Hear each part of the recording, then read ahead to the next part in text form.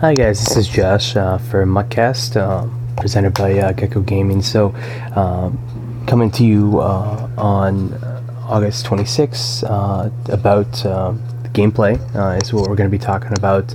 And before we get into it, I'm sure that most of the people that are listening to this have heard about the situation in Jacksonville. So, I'm not an authority. I just want to, get that, let people know, all of our thoughts and prayers, and there's so much more that can be done other than just thoughts and prayers. But I'm not an authority on any of these sorts of things, so I just want to say that hoping for the best for their families and everything that's going on there. So let's get right into it. We'll talk about the gameplay here. This is week 3 of the 5 topics I talked about. This one, is sort of pre-recorded. It's being recorded on the 26th, and it'll probably be released early in the week, maybe Monday and Tuesday. And then next week will be roster building, and the week after that will be power-ups before we come back with live versions of the show. It's been about close to a month, a little less than that, since the game came out on EA Access. So people have had the game. They had a couple of patches that came up in the game. Now, I have heard, I think the biggest thing, the biggest complaint I've heard is about the zones. I know there's a lot of people, especially, running that PA crossers, because of the fact that the bottom, the guy closest to the quarterback, the wide receiver, gets wide open when he's running across the field. I'm not quite sure exactly what's going on with the gameplay there. I think that that's the biggest concern for me in terms of. I heard this is feedback that the Game Changers gave to EA when just the Game Changers had the game before it came out on the 2nd for EA Access, and it doesn't exactly seem like it's changed. I haven't played online yet. Honestly, mostly a solo player, and really the way that solos have broken out this year, especially with solo battles and now the Gatorade challenges. There's just been so much solo content that it's just not even worth it to me to play online, because there's just so much to do in terms of solo play. So I don't know exactly how. I have had the computer run the PA crossers on me. It still gets open exact same way, even on a cover 3. That cornerback is going to bite hard on the tight end. I've also heard there's cover 6. People were talking about how cover 6 is dead. I don't run cover 6 normally. It's I run cover 3, cover 2, or some version of man. But zones are a huge issue in the game. Obviously with the gameplay they took out the threshold of the 91 zone. If you're wondering more about the 91 zone is where if you had 91 plus zone, your cornerback would react as soon as the quarterback started to start his throwing motion. So before he even threw the ball, your cornerback would react, and essentially your quarterback could be on a deep blue and running down the field on a streak with the wide receiver. You start to throw a corner pattern with the quarterback, and all of a sudden the cornerback that's on a deep blue turns around immediately, even though he's not even looking at the ball, and picks it off from the corner pattern. So they got rid of that. The cornerback is never going to react if he's not looking at the quarterback. So in that sense, like if the cornerback is going on a deep blue and he's got his back to the quarterback and he's racing down the field with the wide receiver, he's not going to react. I've definitely noticed this. I mean, the fact is, not a lot of people have 91 zone, or not a lot of people have high zone yet. But they don't react the same way. We'll see what happens later in the year when a lot of people have, maybe even 97 zone. But essentially, there's some thresholds. We don't know exactly what they are, but they're not the type of hard thresholds that you're used to. So, for example, the closer you are to 100, or 99 that is, because you can't get to 100 zone. But the closer you are to 99 zone, your cornerback's going to have a higher chance of getting the animation that reacts to when the quarterback throws the ball, assuming, again, he's facing the quarterback.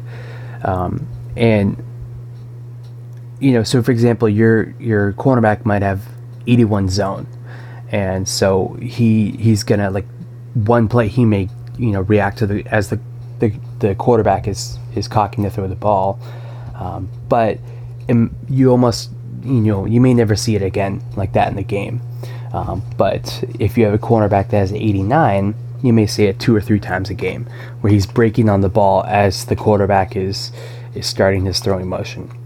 So again, the closer to the higher up you go, the cornerback is going to be a random roll. So I know people sometimes don't like that random roll, but it's going to be a higher chance that your cornerback is going to react when the throwing motion started. The closer he is, or the higher up he is.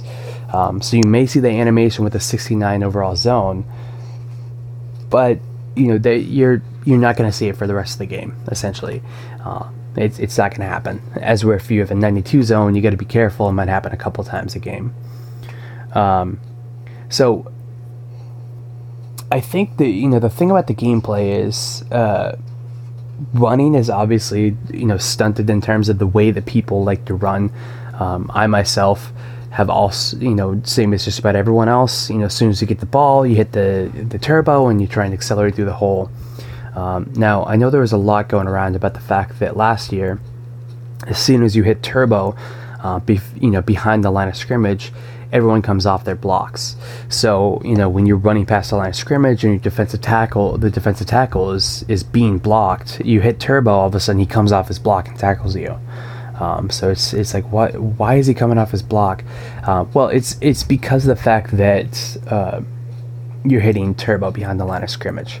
So that is a lot more apparent in this game, as well as a bunch of additional things. But one of the best things to do in terms of, because of the fact that the one cuts operate using the turbo button.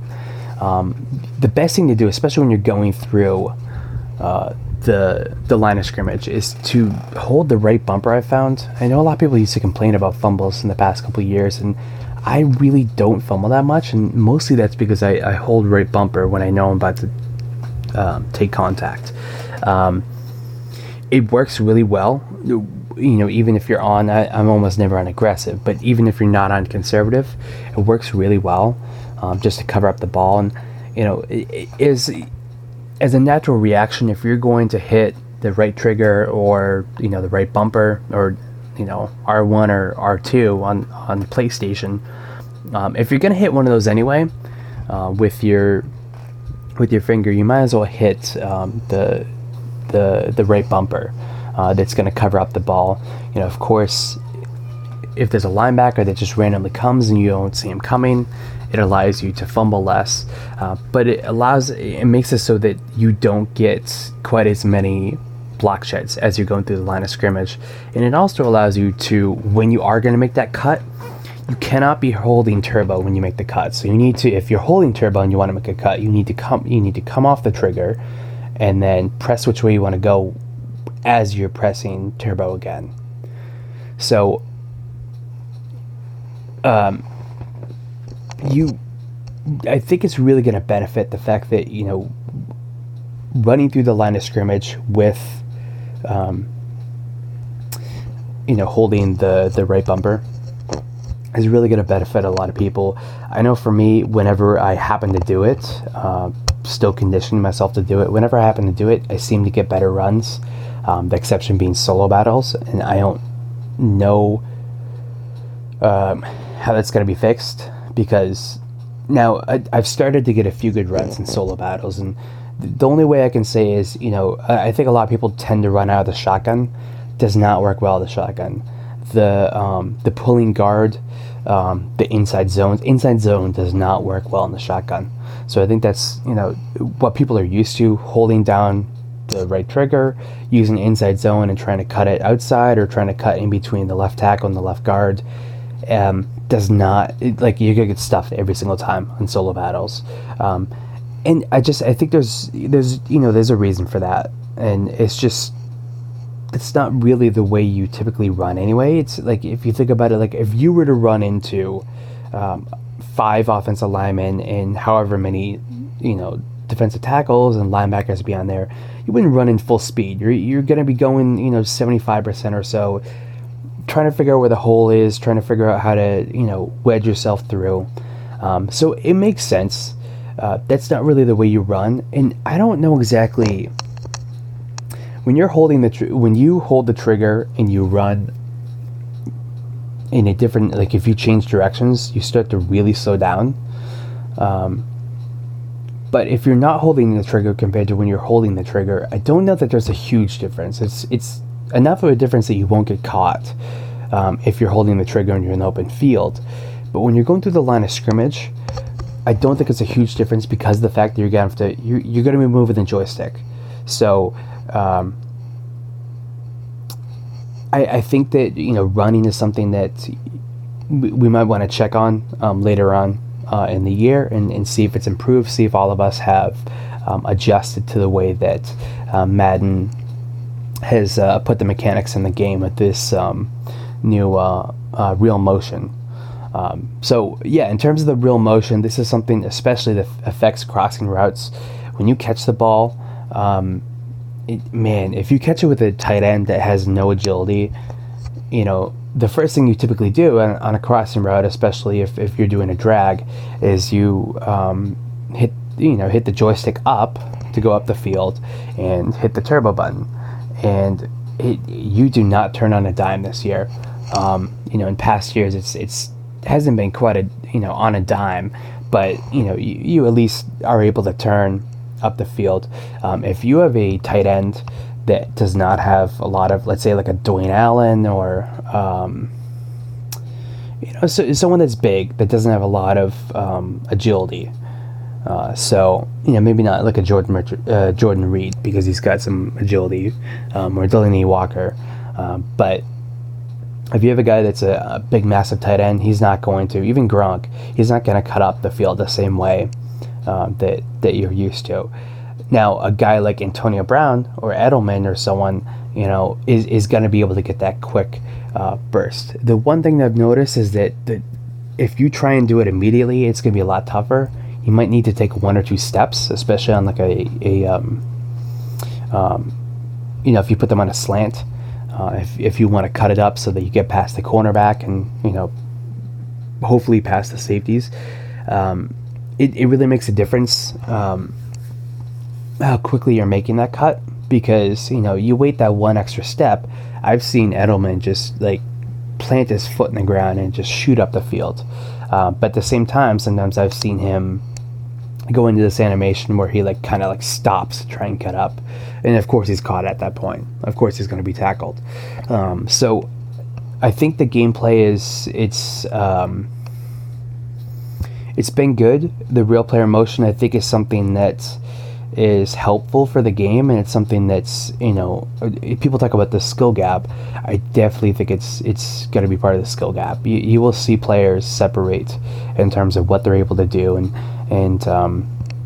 let's see, I saw Cookie Boy on a YouTube video before the game was released. I think it was T.Y. Hilton just cutting all around on skinny posts and being able to cut past the safeties and just get up the field for a touchdown. And so I think it's really going to matter. The one cut is definitely going to be. I feel like spins are nerfed this year. Jukes are there. Mostly it's the other person juking me. I haven't juked that many people out this year, but I think one cut is going to be that the move later on. So I would definitely, if you haven't mastered that, you can try some solos so that you're earning points. You don't have to go into practice mode. And try the one cut on even if it's solo and rookie, just try the mechanic. It's definitely worth learning. In addition to the fact that you'll have a juke, you'll have a spin, you'll have a one cut, it'll be much harder for the defender to tackle you. And that's the other thing. The big thing about this year is it doesn't seem to be as many warp tackles. The X button kind of like works when you dive at a player. Kind of like works like a low hit stick. In A's, obviously it's a conservative tackle, but X is more like a dive hit stick type of animation. So I haven't seen as many warp tackles this year, and the hit stick is definitely going to. I talked about the skill gap just a second ago. That is definitely going to distinguish people, because especially even guys that have really high hit power, like Cam Chancellor, the campaign Cam Chancellor. It like if you're going to hit someone in the upper body, your range for hitting them, you have to be within maybe a yard, maybe two, but depending on who the person is and how fast you're going.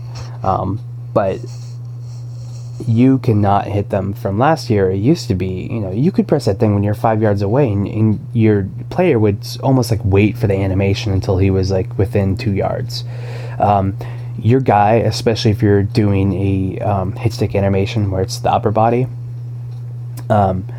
is gonna miss. He's gonna throw a forearm out in the air, look like an idiot, and the offensive player is gonna run right by him. So I would, for me, like it's super tempting. There is still a lot of knockouts if you're using hit sticks on players on passing plays. There's also a fair amount if you try and strip the ball as well on passing plays, especially if they don't do the possession catch. But I would highly think about one, who you're using for a hit stick, and two, like if you're actually close enough to the player, and if you're the last line of defense, don't do it. Use the left trigger to strafe, and then you can use the A button to just get a conservative tackle, because unless you get super lucky and the person jukes right into you or something, you're gonna miss. And even if you go for a low hit stick, there's a decent possibility you'll miss. And so last year, everyone was doing low hit sticks. Low hit sticks you can do from, like I mentioned, like 5 yards away. The big difference this year is, I know Clint Ohlenberg, who's, I hope I'm saying that correctly, he is one of the producers, I believe, for gameplay. So he does gameplay for both MUT as well as for franchise, and he's talked about the fact that there's a difference between the hit stick to the legs and the hit stick to the upper body. So when you hit stick in the legs, it obviously is going to give you a higher chance of someone fumbling compared to a regular tackle, but it's going to give you much less of a chance than if you hit them in the chest or in the ball, like right in the ball, or obviously if you hit them in the head, that's a foul. But it's going to give you a higher chance of success probably on the hit stick, but a much lower chance of fumbling the football. So there's a lot of people that are going to be adjusting to hitting up high. I myself have made the switch, just tried to, whenever I'm going to try and hit stick someone, hit him in the chest. But it's not the easiest thing to do, as I mentioned. And, I think that, being able to master both when you're going to hit stick, as well as which one to use. If you're going to go for it and the person's pretty decently far away, like especially if it's like a toss or something like that, you may want to go for the low hit stick, because one, it's probably going to, it's going to be easier to target their legs on that tackle, and two, it's going to give you a higher rate of success. So if you're trying to blow up a pitch, and if you miss, the guy's going to get 15 yards, it may be best to go for a hit stick to the legs. So in addition, we did get some news, I think it was just this past week, and it was in the new patch, I believe, but the way that hit stick works is more simplified, but it's worth noting. Before, there was a formula in there that included strength. So it would depend on the player's strength, how much, how many fumbles they were accruing compared to the running back strength or the wide receivers or tight end strength. So early on, the Madden team saw a lot of fumbles coming almost essentially from just defensive linemen, because obviously they have a much higher strength.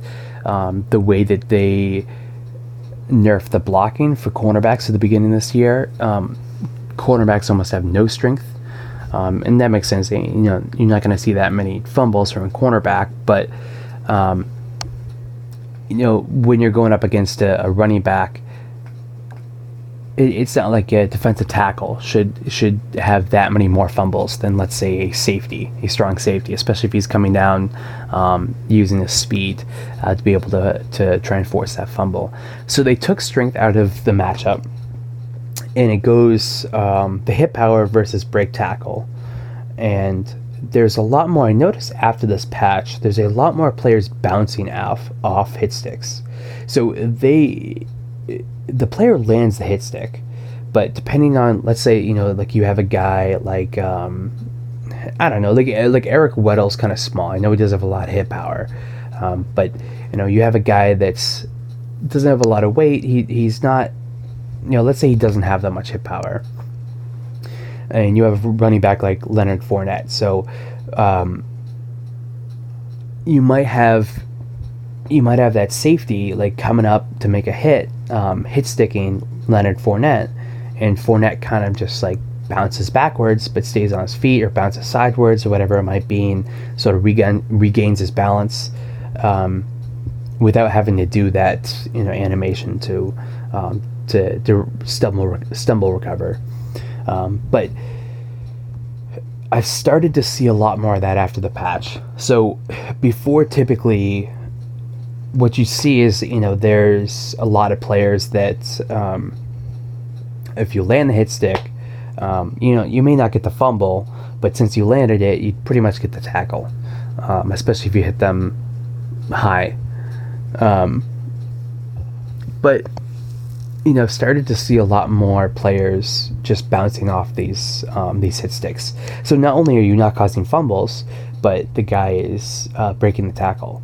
So I really think that it's I think where we're going to see the most is we're talking about the roster building next week, and that one is pre-recorded, so I don't actually talk about this patch in that one, I believe. But I think you're going to see, like, if you do want to force turnovers and you do want to try and do that through fumbles, you're going to have to start looking at hit power to help your team out. You're going to have to start looking at players like Cam Chancellor. You may not have the fastest players on the field. You're going to have to look at players that have got some of that hit power, that 90+ hit power, because it's not like every player. Before you could go with like I was talking about that small safety, or even small cornerback, and they could potentially force fumbles just because of the fact that they go fast. There's a lot of broken tackles. There's not close to as many fumbles, so it's really going to impact the way that you do things, and you might want to bring that heavy, strong safety like Cam Chancellor, like Rodney Harrison. I'm assuming he's going to be in the game at some point, into the game, and it's really going to later on when you look at Mel Blount and when you look at Night Train Lane. I've heard that Aeneas Williams, that came out this past week, has some really high hit power. Those cornerbacks with high hit power are really, really going to be key, because there's not going to be that many of them. Well, his hit power is 75, Aeneas Williams, but that's actually really good for a cornerback when you take a look at wide receivers break tackle. So it's really going to force people to, you're not going to be able to, essentially what it is you're not going to be able to just do whatever you want with your user. and be able to get a result just because of the fact that you're landing a hit stick on the opponent.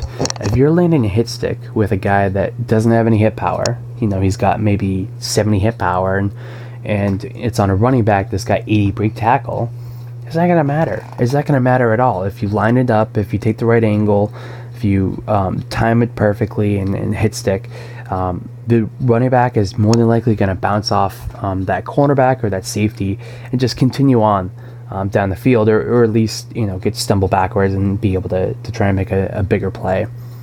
So that's really going to factor into, that's one of the situations where you talk about gameplay is really going to factor into that roster building that we'll talk about next week. The way that zones work are similarly going to impact gameplay.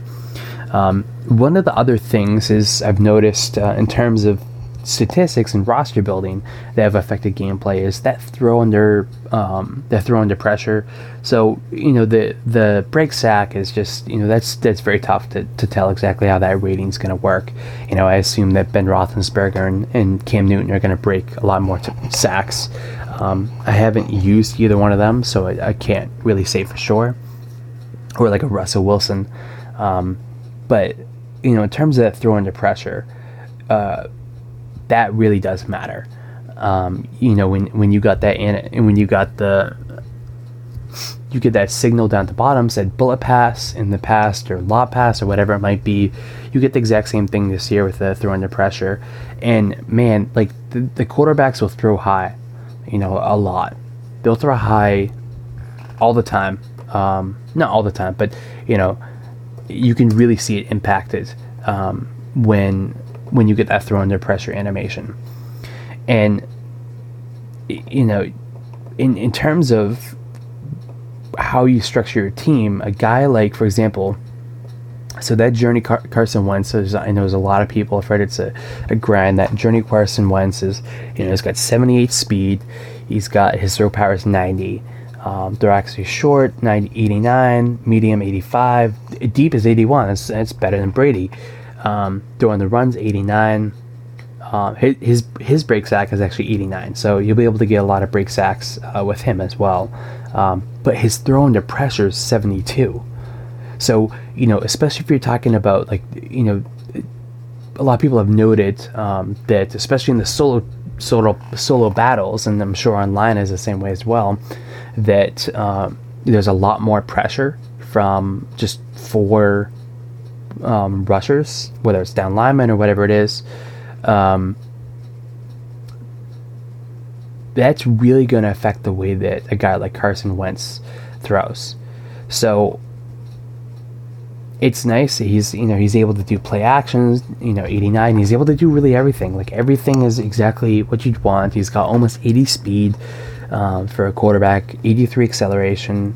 But you better protect him, because that's the thing, is that he's going to face some pressure, and he's got to get rid of the ball before he gets the animation, or else he's going to have that that penalty of the throw under pressure.